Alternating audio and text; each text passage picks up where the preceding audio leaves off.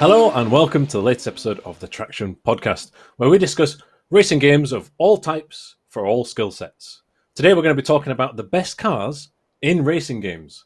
So joining us today is someone who once led an actual motor race in real life and sim races with Jensen Button. It's John Munro. That's the best introduction I've ever heard, and I'm sure the lead didn't last long.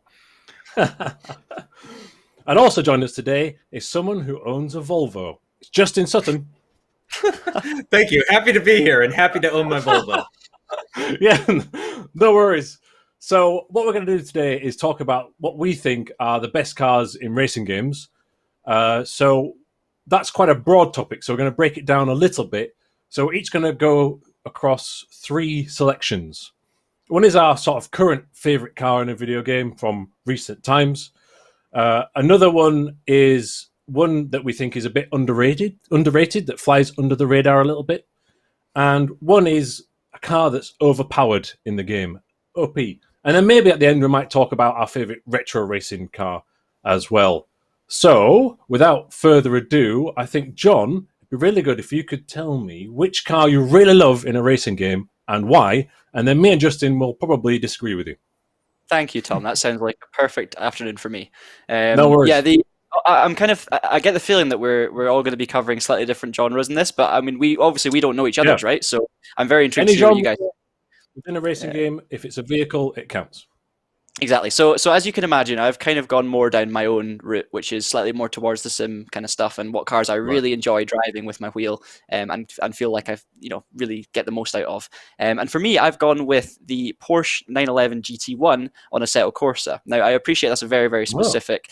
It maybe sounds a bit like, oh, car nerds, and but I tell you what, it's just as a car to drive and as an experience, for me it tops anything because it's tricky, it's hard to keep on the road, it's loud, it's exciting, it's got a bunch of power, and it's, as I say, yeah, it's a very niche kind of thing, but any kind of late 90s GT car for me is just such a good driving experience. And I've got to say that I'm not sure if you guys all have much experience of driving this car, but for me, every time I jump in it on Assetto Corsa, I just don't want to get out of it again. I just want to pound around no matter what track. It doesn't matter if I'm racing AI on my own. It's just such a visceral experience that kind of gives you a little glimpse into the adrenaline you might get from real life. So for me, that's my current racing game car of the anything. Interesting. Well, I'll give you 8 out of 10 for your justification there. But could I just clarify which Porsche it is? Did you say GT1? So is that is that a homologation special? So was it in the Strasher version, the road version, or the track version? Yeah, sorry, I should be a bit specific. So right. for me, late 90s GT racing, like Le Mans and endurance racing. GT1 class.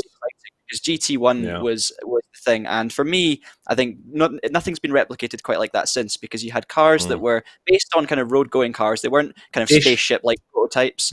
And it was kind of like Group B of rallying, where you had these cars. The rules were very open to interpretation. You could put any engine in them. You could give them character. They all looked different. Some of them looked prototypey. Some of them looked like a box. And I feel like manufacturers could do whatever they wanted with them, and it gave the car so much character. And I feel like for me, that era of motorsport and GT1s in general are such a good class. So the Porsche is one of the best examples of it, and the version on Assetto Corsa is a fantastic example of a fantastic car. Right.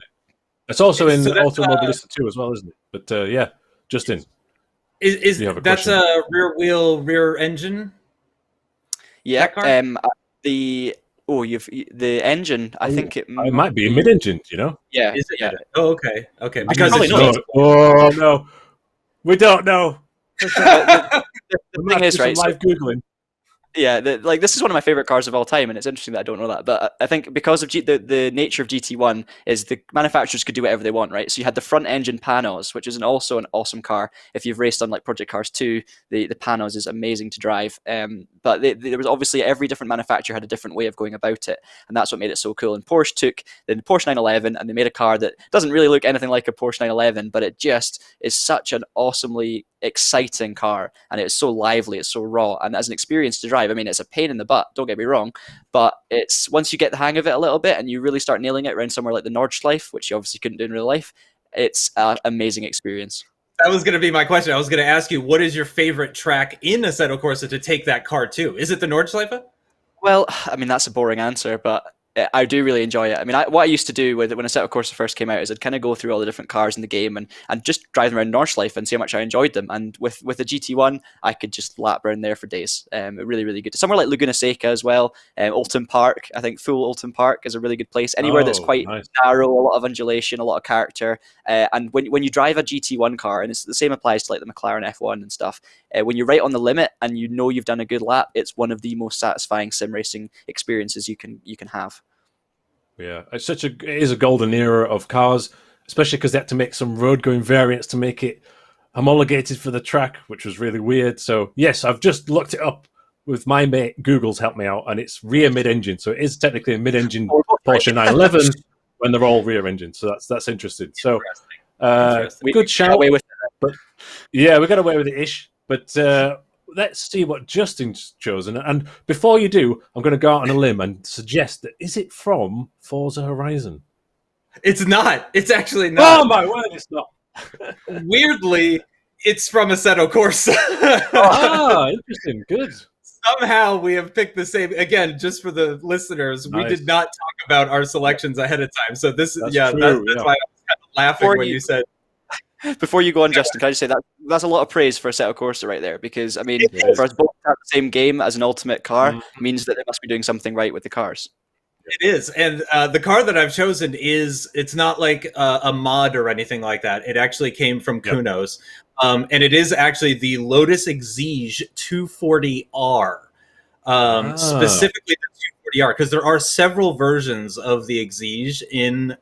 It's the one with the big. And I think it's got a splitter as well, too, 240R version.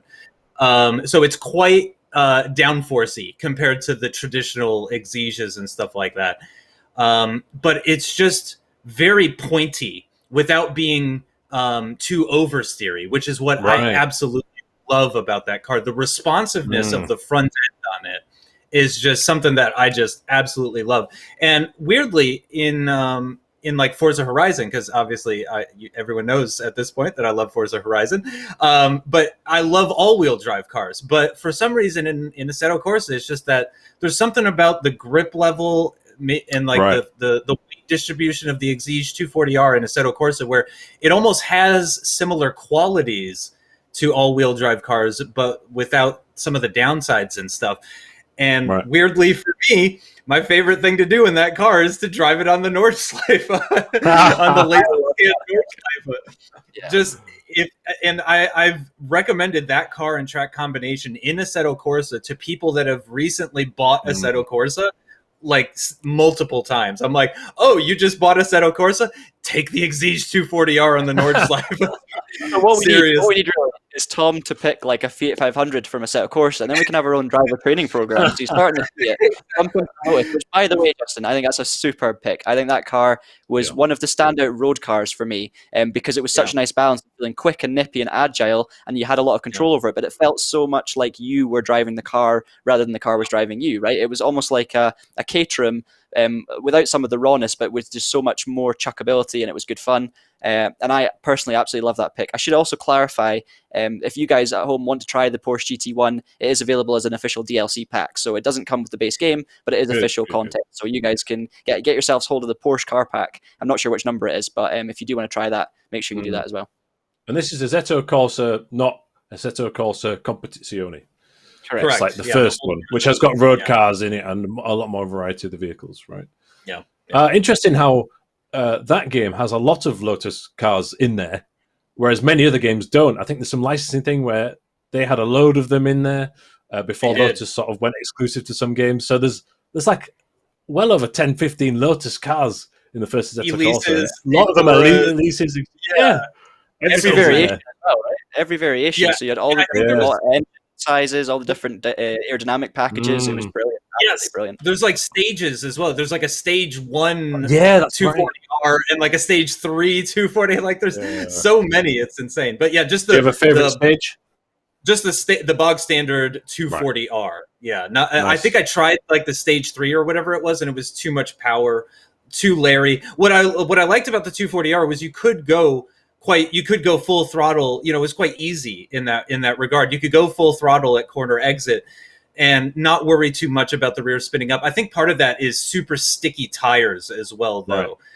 Quite sticky tires that came on that car. So yeah, the grip levels are quite high. The power level is just high enough, again, to be exciting, but not to spin up the rears at corner exit too easily. So yeah, it just had that great balance for me personally. Nice. Yeah, I think a Lotus isn't about outright power or speed, is it? It's about that balance and finesse where you have a good amount of power to be quick and have fun, but it's really about also precision and the handling and the balance. So that's probably why the stage 2 and 3 doesn't do it for you as much. Yeah, sorry, they're actually really. I've driven a couple in real life and race prepared ones. Oh, and they're la-di-da. Just slide that in there. We don't. I'll make it important so it can't be edited out. No, that's good. It's really a good experience. I drove it. I drove a couple of different ones at Silverstone in the wet, which was, and the thing that got me was just how raw that car was to drive in real life. You felt like you were on the ground. There was a lot of shaking. It felt like it was a very the cockpit was very alive. I felt like it was always 2 inches away from the ground, and you could hear everything so loudly. But the thing that gets me most about driving a Lotus in real life is how pointy it is, but also how quickly it can go wrong. The way the weight transfers in a Lotus, it is so easy to spin a Lotus on a damp track when you turn in because of the weight distribution. And I think Assetto Corsa does an amazing job of simulating that and giving you that kind of alive feeling and the balance that you would get in real life. I think honestly, it's a fantastic version of that car. When you said easy to go wrong, I thought you meant like the reliability of the car, breaking down. Because doesn't it stand for lots of trouble, usually serious? Usually serious, yeah.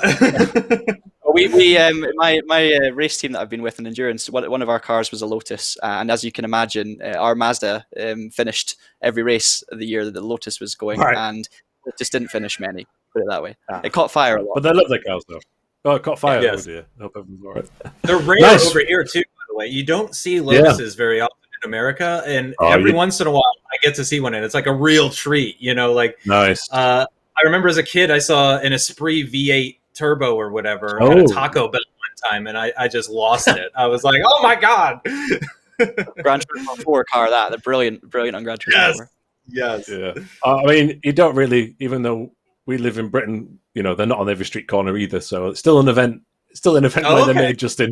I assumed that they were like Corvette because I see Corvettes everywhere. So I assumed, Lotuses are kind of like your version of Corvettes. A Corvette's much more practical, so you can use it as a daily. I think the Lotus is a bit more of a hobbyist. Yeah. I think the Lotus are hugely popular as well in like British club racing because there's a big David versus Goliath effect. So you have like Lotuses, which are lightweight, low power, but faster in the corners against big, BMW M3s and stuff like that. That'll be quicker on the straights, slower in the corners. So I see them a lot around the country, but less so much on the road. Nice. All right. Well, that's 2 good contenders, both from Assetto Corsa, and I'm afraid mine isn't from that game. So I've gone an alternative route, and mine is new, like new, as new as you can get. It's also a bit weird. So without further ado, it is Toyota Yaris, but it is the Toyota GR Yaris, which stands for Gazoo Racing, which is a very terrible name. And unfortunately, Justin, this car is not going to be available in the United States, but it is going to be available in Europe. And I'm very excited about it. So, in essence, it's a Toyota Yaris hatchback. But it was made like the Porsche 911 GT1 that John discussed for homologation purposes. So, in order to get their WRC car more aerodynamic, they decided to make a special 3-door Yaris with a tapered roof at the rear. Unfortunately, the rules have changed. And so now, actually, that rally car won't ever see the light of day, which makes it even cooler for me. Yeah, so here's a homologation road car that you can actually go out and buy, not in limited numbers, and its purpose doesn't exist anymore. But what you end up with is a 4-wheel drive turbocharged Yaris with a manual gearbox. It's got a manual old-school handbrake that disengages the 4-wheel drive system, so you can do handbrake turns, specifically designed for that purpose. You can select the amount of power going between the front and rear wheels, the bias.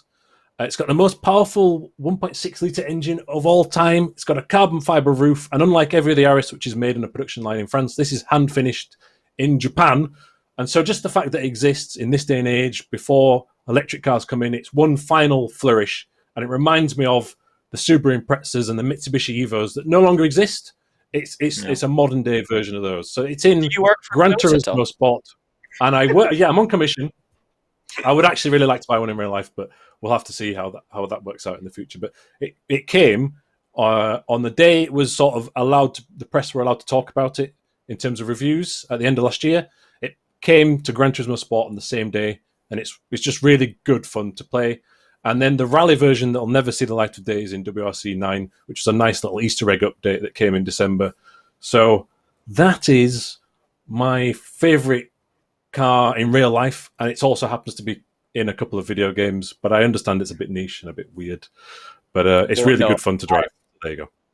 I'll start off. I absolutely love the idea of the Yaris because for me it's so much better when you take a car that shouldn't be something crazy, you know, something like a hatchback, you know, something you don't expect, and then turn it into you know, like a good example for me was always the Fiat 500 Abarth. I thought that was one of the coolest cars ever when the road version came out of that, because it's like, it reminds me of like a little angry terrier that's just barking like mad and thinks it's a monster, thinks it could take down all these Labradors, but really it's just a little plucky, shouty thing, and anyone could pick it up. And I feel like that's what a lot of these kind of hot hatches do. And when you get something like a homologation special that's going to be so rare, that's going to, you know, the performance figures are staggering, the build quality is staggering. Toyota obviously are possible. I think they are the biggest car manufacturer in the world, so they've got a lot of resources. Yeah, I can't see how they're making any profit on this at all either. You know, it doesn't make any sense. Which makes it even better. Exactly, and the fact that this is no longer happening because the rule change makes it even better. I agree, and it's maybe a bit of a sad reason that, you know, to like something because it's exclusive is a little bit pathetic, but it's really cool. Yeah, I nice. really want it in America desperately. Yeah. I would buy one if I could. And in fact, I know for a fact Gran Turismo commentator Tom Brooks has bought one, if I'm not mistaken. Oh, nice. Yeah. Yep. Which I have told him I am ultra jealous about that. I have signed the what is it called? The thing the petition to bring the GR Yaris to America. I have signed that. I've gone to the website and they have a website specifically set up that says the Gazoo Racing Yaris is not coming to North America, but give us your email and we'll let you know if anything happens in the future. Totally gave them my email instead. Right.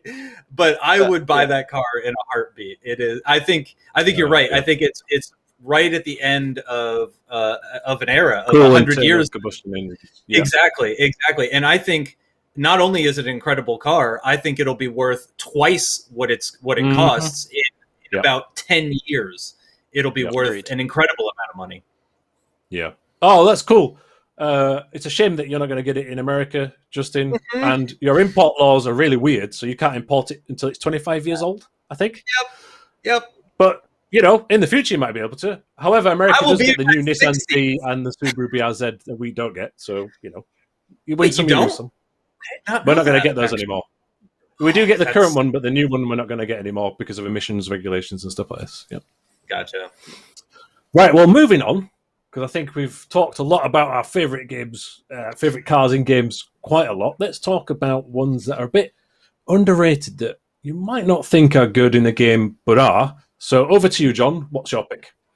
Thank you. So I am kind of sticking to my guns and going with what I know and kind of my experience. And I think it kind of stems, the reason the car is maybe underrated is kind of stems from the fact that this game is not so popular in a lot of aspects, and that is it's from the Project Cars series. Now, I have a soft spot for Project Cars because I feel like it actually does hit a really nice compromise market of people that want to get into sim racing and want the diversity that sim racing brings that's not just Formula One, but actually is accessible to people that aren't as experienced, because it is a bit easier to get the hang of, although on the limits it can be very weird and the curbs feel like sheet ice. So I feel like Project Cars was kind of misread, and I think mismarketed is probably more of the better way of describing it. I think they tried to aim for the wrong target market when actually it works really nice as a compromise. Either way, within Project Cars 2, this is when I first discovered this, there was a DLC pack that was released, which was celebrating Japanese classics. And in that DLC pack, there was a Nissan Skyline, I believe R32 or R34, Group A touring car. So the one from the very early 90s. The 32. So if you've seen the video of the Bathurst race with the Skyline heading into the wall race, all that kind of stuff, definitely go and watch that. haven't. But, Jim Richards called everyone a pack of Jim arseholes. Oh, sorry, Exactly. language. Yeah, go on YouTube, Jim Richards Bathurst. You'll find it all. Anyway, that car was released as a DLC for Project Cars 2, so it slipped in under the radar. And oh my goodness, I played it with a direct drive wheel in VR, and I absolutely fell in love with this. And of course, Project Cars, not necessarily the best physics, but with the direct drive wheel and this car, I honestly felt it was similar to what I said before, but it felt so alive, and I felt like I was driving the car. It had 4-wheel drive, which made it stand out from the other Group A's touring cars, but you could absolutely drive it on the back end, 4-wheel sliding around all the corners, and I would stick on a race around Sugo or even the Nordschleife, and I could just sit there for days and days driving this car. It was so fun on the limit of grip, and it made you feel like a better driver because the car was so easy to drive. It made you feel like you were doing something good when actually it was just the car being good. So for me, the reason it's underrated is not necessarily because many people talk about it. It's more because I think it's within a game that's maybe overlooked a wee bit in terms of enjoying driving experiences. And this is an incredibly good experience if you can find it. That's a good way of thinking about it, actually, that it's in an underrated game and as DLC. So therefore, not many people have experienced it, including myself. I actually think I have the DLC, but I've not tried that car yet. So I wouldn't describe the game necessarily as underrated, more that kind of misunderstood and mismarketed. Okay, right. So, but I think that I just think that you don't go in Project Cars expecting the best ultimate driving experience, and there is a hidden gem in there if you have the right DLC. There's some other cars in that DLC that are absolutely awful. I should also point out the ones that you would get first, the kind of cool looking concept cars, and they drive like, I can't say the words on the podcast, but the Group A Skyline is absolutely sensational. Absolutely, yeah. Oh, nice. And what about your choice, Justin? Is it another R32 Skyline, or is it something different? No. Thankfully, there's no similarities between John's pick and mine this time. In fact, I'm going to be the first person to pick a car from iRacing. Weirdly, nice. I don't have a ton of experience in iRacing, but I do have some. I've done some league racing in iRacing. I tended to do more league racing rather than, just jumping into the sessions. I never cared much about iRating and safety rating and all that kind of stuff. But the car that I enjoyed the most, which got raced very, very little, was the Mustang. And I don't know if there's been a new one introduced, but it's the FR500S.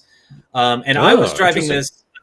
This was years ago when I would have been driving it, like 6 years ago, something like that. So this is not a new car by any means, but I think that means it's quite cheap on iRacing. It might be one of those ones that you can pick up for $5, or maybe it's even free at this point. I actually don't know. I don't.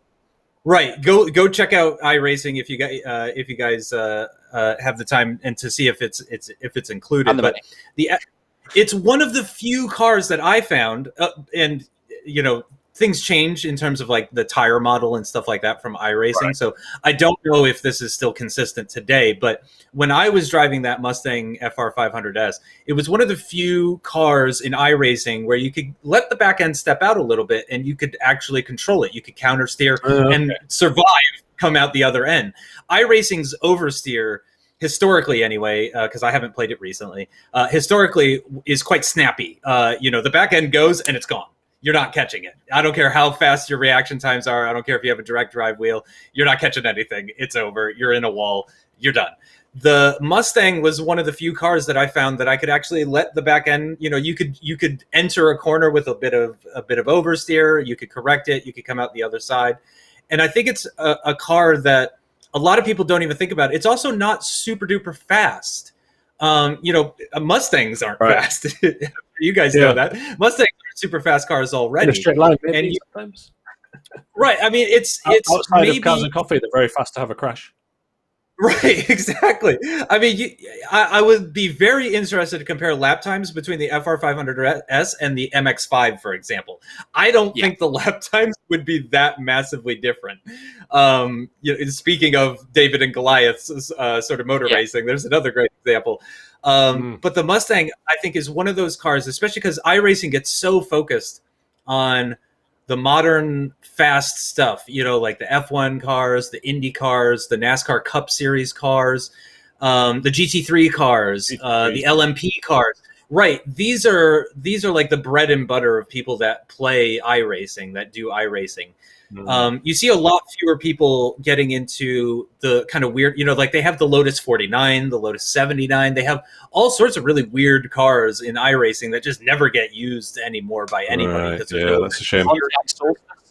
Or is it the Solstice? Right, yeah, the Solstice. Yeah, they have the Solstice in there too. There's just a bunch of really, really weird cars, and I think the Mustang is sort of like the best of those because it's just easy to drive. And I think people focus too much on a challenge. You know what I mean? They're like, oh, I want to have a challenge. I want to be fighting the car and have that sense of accomplishment when you can string together a lap. I don't want that. I just want to go out there and drive around. I'm not looking to put in 3 hours just to make sure that the setup is good enough that I'm not going to fall off the course. So the Mustang was one of those cars. You could go in with the default setup. You could let the back end out a little bit. And you may not be competitive, but you're going to get around and you're not going to crash. It's approachable and fun. Yeah, exactly.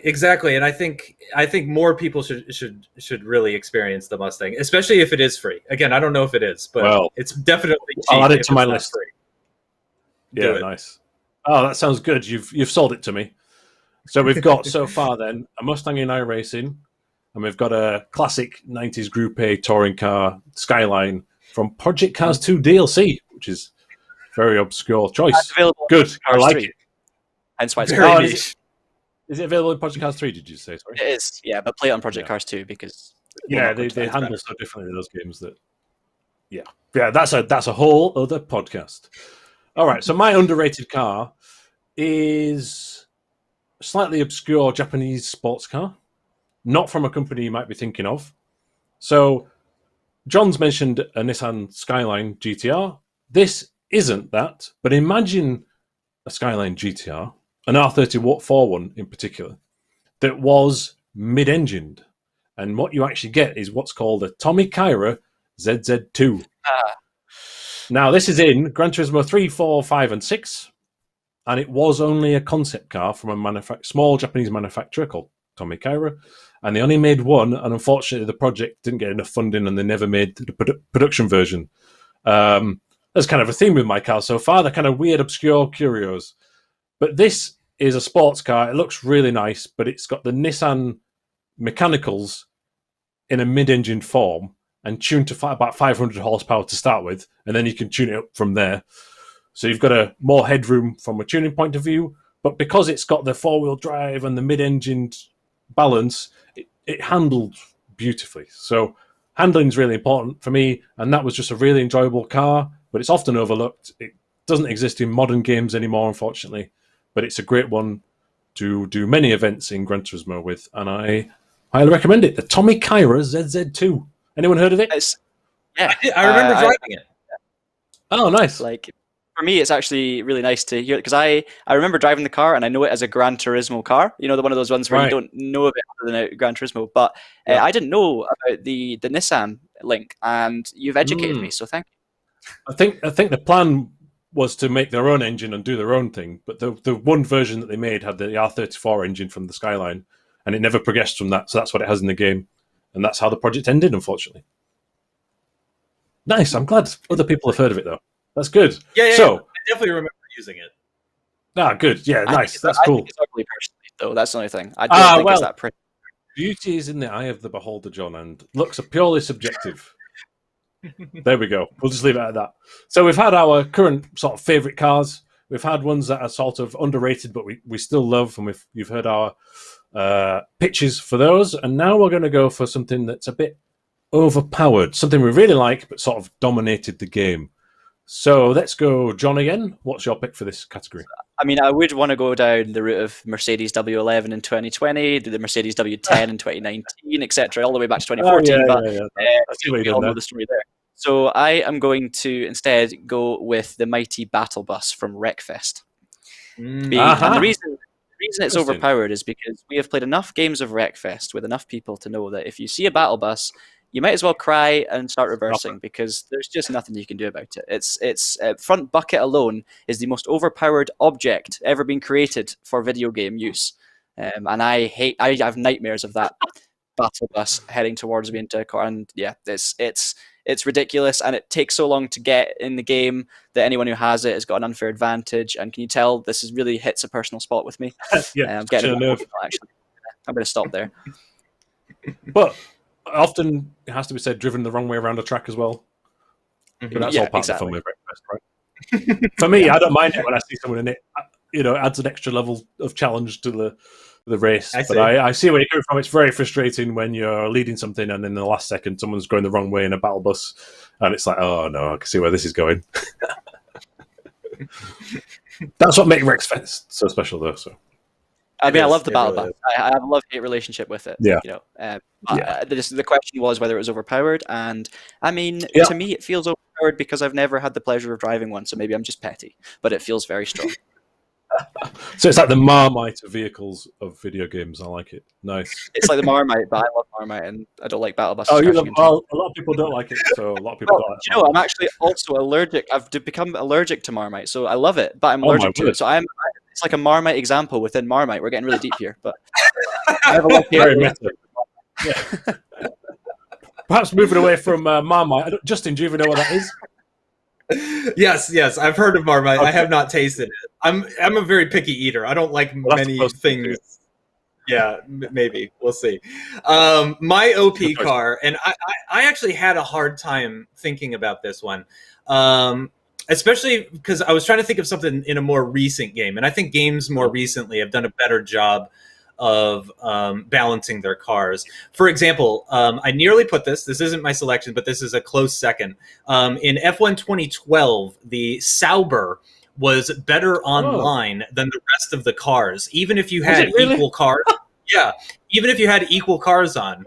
There was just something about the Sauber online that was just made it a little bit quicker. And I remember I was racing in a league at the time, and depending on your seed, your qualifying to get into the league would determine your choice of car.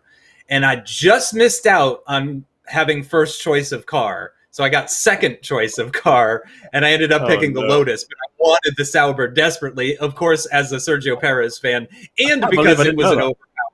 Yeah, so I really, really, really, really wanted that car, but I ended up with the Lotus, which was a beautiful car in F1 2013 or 2012.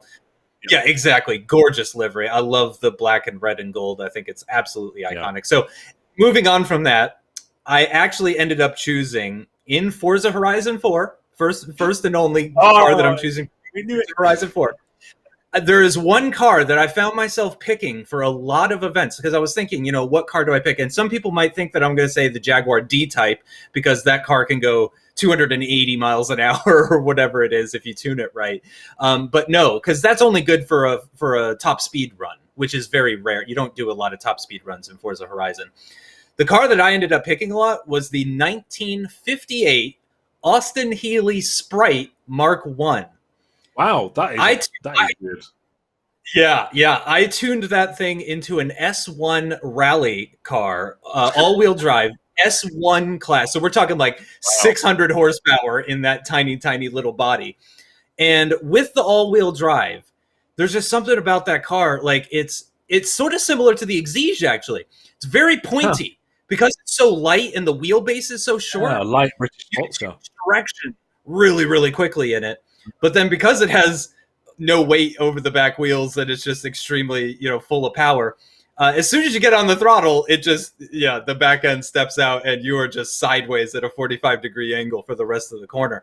And there was just something about it where I could take it to the drift zones. For those that are unfamiliar, in the open world of Forza Horizon, you have these zones where you drift in it, and depending on the speed and the angle of your drift, you accumulate more points, and you have leaderboards and stuff, so you can compare yourself to your friends, see who got a higher score. Almost all of my top drift runs were in that Austin Healey Sprite. Almost every single one of them is in that Austin Healey. Pro tip. Do you know that Austin Healey's as well, and even nowadays, obviously it's such an old car now, but even in current motorsport, they still use Austin Healey's in hill climbing and sprints. I've competed against them on multiple occasions, and they're awesome little cars. Really, really overlooked, kind of like the original Mini, where you still see them going, they're still competitive, and they just look like so much fun. I guess it's like the 60s, 50s version of an MX-5.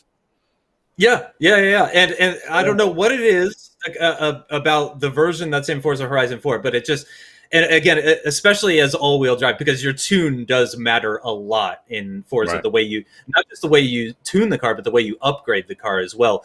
Whether that's with wider tires or more horsepower, because both will increase the PI of the car. So you have to, it's a trade-off. Do you want more horsepower? Do you want more grip? That kind of stuff. So, my tune in particular I may have just struck a perfect balance, which would have been completely by luck, by the way. I am not like a scientist when it comes to tuning on Horizon games or anything like that. So I would have lucked into this tune, but there's just something about it that's just really easy. And you know what I mean? In fact, I've just realized that all three of my choices are easy to drive cars. I have picked three extremely easy to drive cars. The Exige, like I said, you can go full throttle at corner exit. You don't have to worry about the back end. The Mustang I mentioned is very forgiving when the back end goes out compared to other iRacing cars. And same thing here, that Austin Healey, you could just go full throttle sideways through a corner and it just kind of magically grips. And I don't know. It's one of those cars that you're steering it with the throttle as well too, which I love that about that car. Yeah, I love that as well. Yeah, when you can, just control it with your foot. It's really, really nice and super responsive. So for anyone that has Forza Horizon 4, Austin Healey Sprite Mark 1 S1 class all-wheel drive rally tires. Take it onto some dirt. It's incredible. Or on asphalt, actually. Even with the rally tires on asphalt, it's great for drifting. It's not competitive, but still great for drifting. Nice. I would never have guessed you would say the words Austin Healey on this podcast. There we go. That happened. All right. Well, that's two very different choices, isn't it? A bus and an Austin Healey. And I've gone what I thought would be what everyone else would say. I actually thought everyone's going to say this. And before we recorded, I'll let you into a little secret. Our producer did actually say this car. And I've gone for it. It's very straight down the middle and very predictable. I'm going to go for, it's a second Gran Turismo car. Apologies. Oh, third even. Oh, wow. Okay. It is the Suzuki V6 Escudo Pikes Peak Special 1998. And I had to read that out because it's a very long name. But in essence, this is a Pikes Peak hill climb car driven by Japanese driver Monster Tajima. And it's kind of a Suzuki. I mean, it's called Escudo, but other markets might know it as Vitara. But really, it's not. It's a space-famed chassis. And you could tune this to well over 1,000 horsepower. And it would go so quick on the long oval in Gran Turismo 3 that the front wheels would actually take off. You'd break the physics engine of the game. On the test track, you could almost get it to fly. That's without like modding the game or anything. And you could use that for so many events. And actually, I think there was different variations. I think it might have been first in Gran Turismo 2 or an Escudo Pikes Peak was in that game, certainly, because Pikes Peak Hill Climb was in Gran Turismo 2 in the first PlayStation. But certainly for me, it was on the PlayStation 2 era Gran Turismo games where that car was OP and you could use it in a lot of events, especially four-wheel drive events, because it counted. And the wing was bigger than the battle bus in Wreckfest alone. So I absolutely adored that car. And also, just if you watch videos of it in real life, it is just as crazy, which is even better. But it was a cheap car in many ways.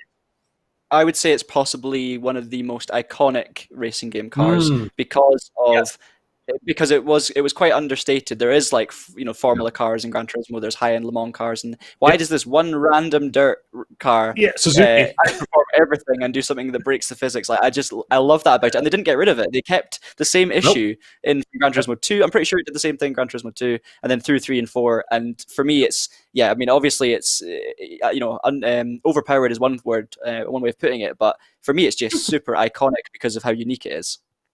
Yeah. Nice.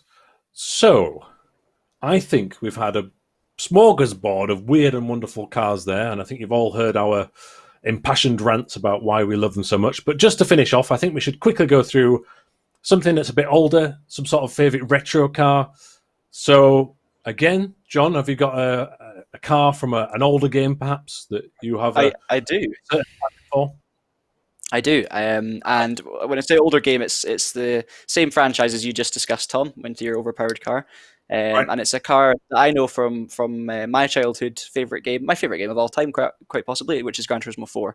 And this car was a car that you when you first see it, you don't know what the heck's going on, especially when you're a young kid and are not aware of old-fashioned motorsport.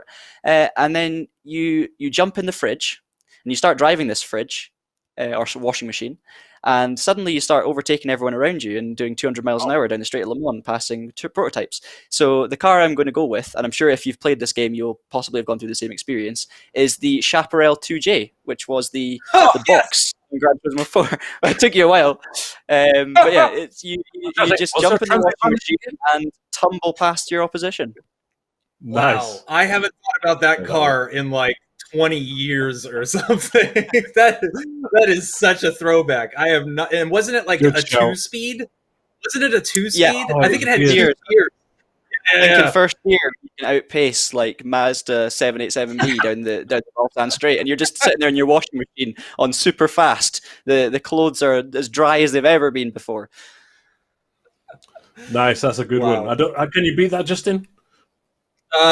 So I went really old school. Need for Speed 2. I think the special edition in particular. This is a really, really weird car, and I'm picking this car not because it was good in the game. It wasn't a good car in the game, I don't think. It wasn't even a good car in real life, but it was just super duper interesting, and I've always fallen in love with it and secretly admired it and wish they would bring it back. It is the Ford GT90. There's just something about Ford GT90 with its quad exhaust and its quad turbos and its ceramic parts. Yeah, it was so bizarre. It was so space age. It looked like something out of a sci-fi movie.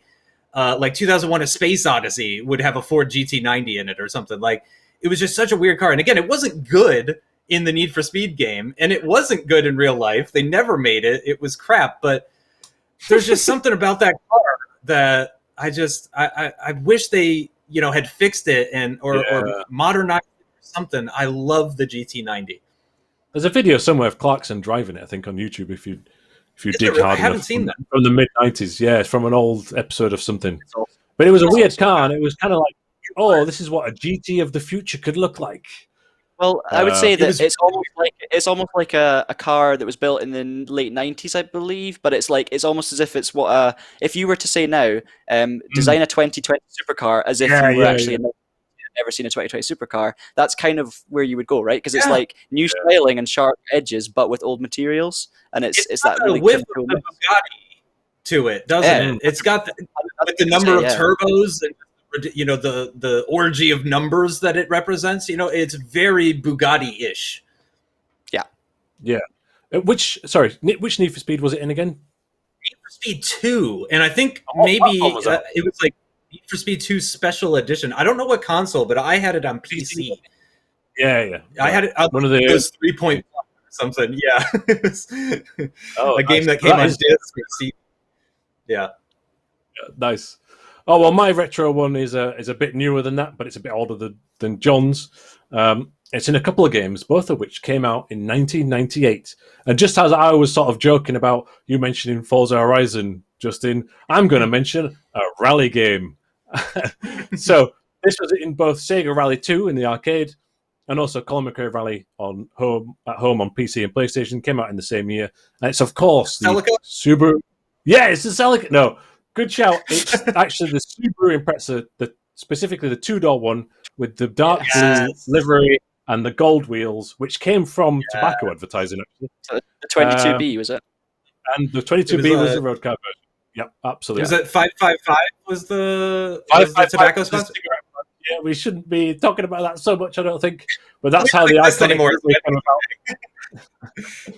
Yeah, we don't condone it, but that's what the livery color came from, and it's the colors that I think that this is a great retro car because modern Subarus. Oh, actually, in America this year they came back with a similar sort of livery, but for many years, just in the 90s, that was the car. It also made a really unique noise because it had a boxer engine and nothing else really has a boxer engine. So it sounded different and it looked spectacular with the livery. So I've gone for a livery more than anything, but that is my retro car of choice. I like that you specified the two because I agree. Got to be the two-door with it was a four-door, but the two-door with the wide arches, the 22B one, that was the really. I'm flustered now. that car for me, the more time, it's one of those rare cars where the more often I see it, the more I fall in love with it. And I think the two-door specific version has gone for me from being one of my like favorite rally cars to literally one of my all-time favorite cars, full stop. And I don't think it's ever going to get worse because it gets prettier and prettier every single year. But there was something about it being slightly square, blocky in the older games as well that had a certain sort of appeal, even though it doesn't look as realistic as it does now in like a modern game. It was wider at the bottom than it was at the top. So even though it was kind of blocky, you know, and the angles were a little bit sharp to it, it still had that like aggressive race car, racy. There was a little bit, if I remember correctly, a little bit of a rake to the body as well, where the hood was just ever so slightly lower than the back end of the car, which again just gives it like it looks like it's going fast still. Right. Yeah, great. And it had that great pick. That big wing at the back and the air scoop on the bonnet, you know, and the massive shotgun of the exhaust. So that was a car for me. Well, that's certainly been a lively debate, although we didn't really disagree with each other, but that's all part of the fun. We all clearly love the cars that we chose there. That's it for this week's Traxion podcast. Thank you very much for listening. As always, if you're listening to the audio version, please subscribe via your favorite podcast app. And if you're on YouTube, be sure to like and subscribe.